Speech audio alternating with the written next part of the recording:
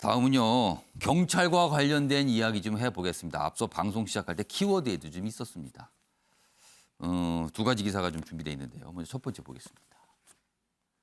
무장 경관이 범죄 현장에서 도망. 물론 이거에 대해서는 여러 논란이 있어요. 근데 어떤 위험한 상황인데 그냥 빠져나간 거죠. 뭐 다른 구호 요청, 구조 요청을 하기 위해서 갔다 뭐 이런 설명이지만 범죄 현장에서 빠져나갔어요. 되게 위급해 보이는데 이런 경찰 왜 필요한가? 이렇게 질타를 하고 있습니다. 지금. 그리고 다음 기사 보겠습니다. 2년 전 매뉴얼 만들었지만 경찰 훈련 부족의 판단 미스까지 겹쳤다. 그래서 큰일이 벌어진 것이다. 지금 층간소음 사건 있죠. 희생자가 나왔어요. 지금 굉장히 안 좋은 상태에 있습니다. 지금 이게 논란이 돼서 지금 관련 경찰서 서장은 직위해제가 됐죠. 손한 변호사. 네. 뭐 아시는 분은 자세히 알지만 뭐 이거를 자세하게 들여다보지 않으신 시청자도 많으실 것 같아요. 이게 어떤 사건입니까? 그리고 어떤 이야기가 있는 겁니까? 지금 여기에요. 이제 인천 남동구에서 예. 아파트에서 층간소음과 관련한 난동이 있었습니다. 그래서 경찰들이 출동을 했죠.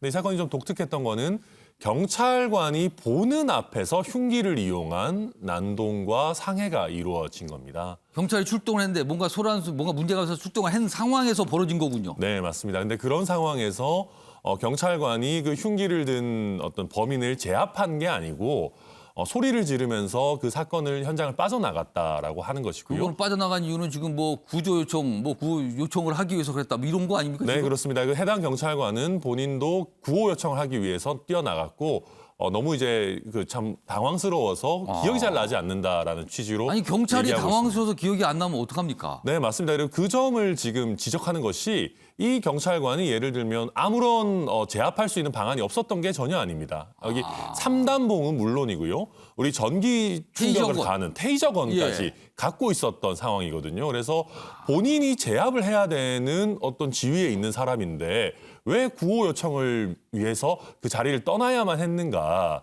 그게 도무지 이해가 안 된다라는 것이고 그다음에 이제 피해자의 따님이 오히려 범인을 제압하는 형태로 이렇게 예. 일이 진행이 되다 뭐 보니까 남편분도 이제 또 아래층 1층에 네. 내려가 있다 올라와서 제압하고 뭐 맞습니다. 가족끼리 제압을 했다는 얘기예요, 지금요. 네, 그러다 보니까 지금 이 출동 경찰관의 대응에 국민적인 분노가 굉장히 높아져 있는 그런 상황입니다.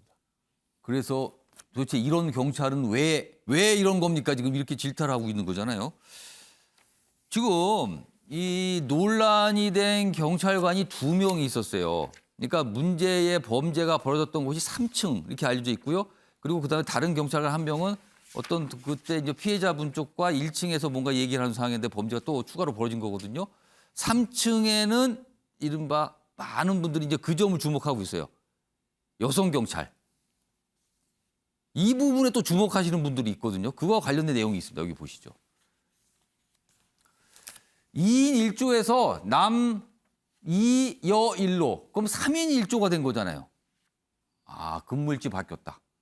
그러니까 원래는 뭐 남성, 여성 상관없이 그냥 2명이서 이게 순찰 돌고 출동하고 그러는 게 경찰의 기본 수칙이에요. 근데 지금 여성 경찰을 둘러싸고 여러 가지 뭐 논란이 있고 뭐 그런데 이른바 여성 경찰의 진압력과 체력 이런 걸 또 문제 삼는 목소리가 있어요.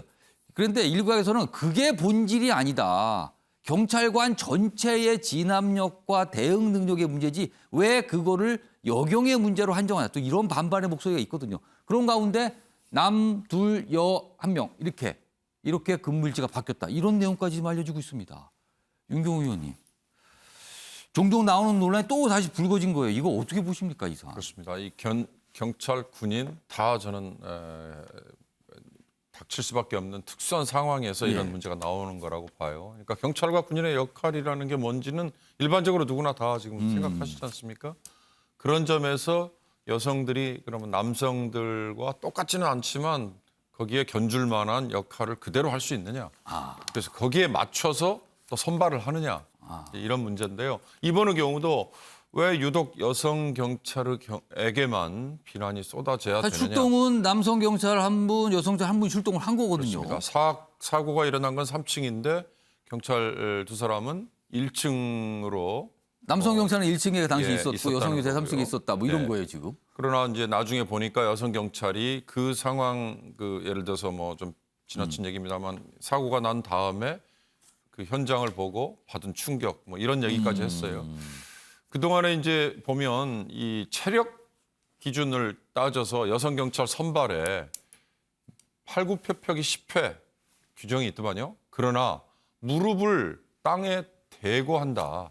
이 굉장히 이제 어떻게 보면 그런 식의 약간 조롱 섞인 뭐 기준이라고 해도 과언이 아닐 정도로 그런 식의 기준은 필요가 없다. 전 그래서 이번 계기로 이런 생각을 해봤어요. 군도 훈련을 받아야 되는 군인들 예. 말고 이미 복역을 마친 사람들을 상대로 군무원이라는 역할이 있지 않습니까? 예. 민간인인데 군의 보조 역할을 해야 되는 일반직.